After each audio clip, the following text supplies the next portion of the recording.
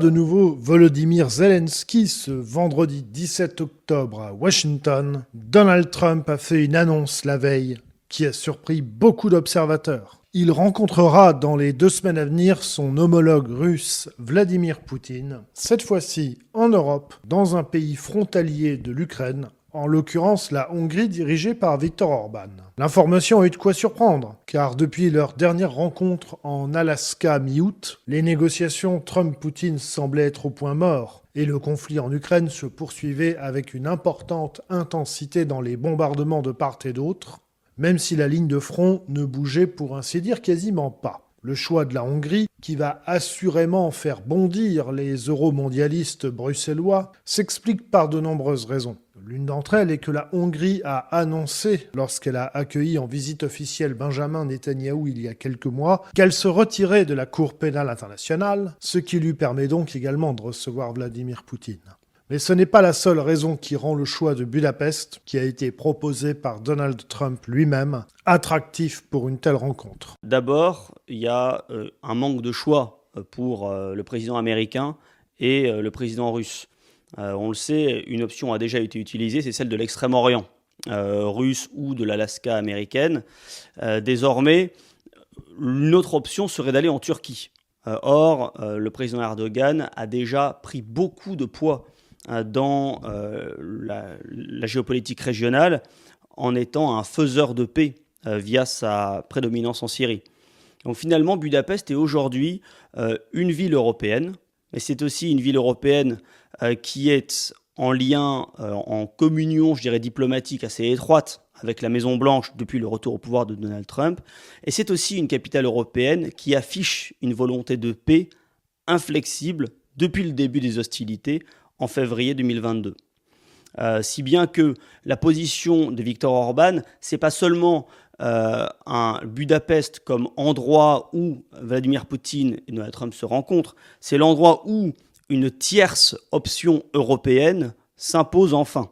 Celle qui n'est pas du côté du nationalisme russe, qui considère que l'Ukraine n'existe pas, ou bien qu'elle est une simple composante de la Grande Russie, et c'est pas non plus cette mentalité européenne fondamentalement anti-russe et agressive qui essaie de se constituer comme pôle de puissance en existant face à la Russie. La Hongrie de Viktor Orban, finalement, propose une option de paix en définissant l'Europe comme un territoire où la Russie, l'Ukraine, l'Union européenne partagent une nécessaire cohabitation. Et c'est ça qui est en jeu avec cette rencontre dont le président américain a annoncé la possibilité. Pour Viktor Orban, traité en paria de l'Union européenne, régulièrement objet de calomnies assez grotesques, encore accusé très récemment d'avoir mis sur pied un réseau d'espionnage à Bruxelles qui agirait quasiment pour le compte de la Russie, c'est une revanche éclatante qu'il s'offre à la barbe des euromondialistes qui le vilipendent et lui mènent la vie dure depuis 15 ans. Et nul doute que cela devrait lui profiter à l'occasion des prochaines élections législatives hongroises du printemps 2026. Le bénéfice est évidemment considérable et ça a 2 titres. D'abord, ça justifie a posteriori ce que les élites conservatrices hongroises ont proclamé depuis l'hiver 2022, à savoir que cette guerre n'avait pas d'option, n'avait pas de résultat satisfaisant possible sur le champ de bataille et que la négociation avec une trêve était la seule manière de solder le compte entre la Russie et l'Ukraine. Et puis la deuxième option, elle est bien sûr électorale. Il va y avoir des élections législatives en Hongrie au printemps 2026 et la reconnaissance de l'option de paix proposée par Viktor Orban depuis plusieurs années serait éclatante si, évidemment, l'accord, enfin, les discussions de paix entre Moscou et Washington aboutissaient à Budapest.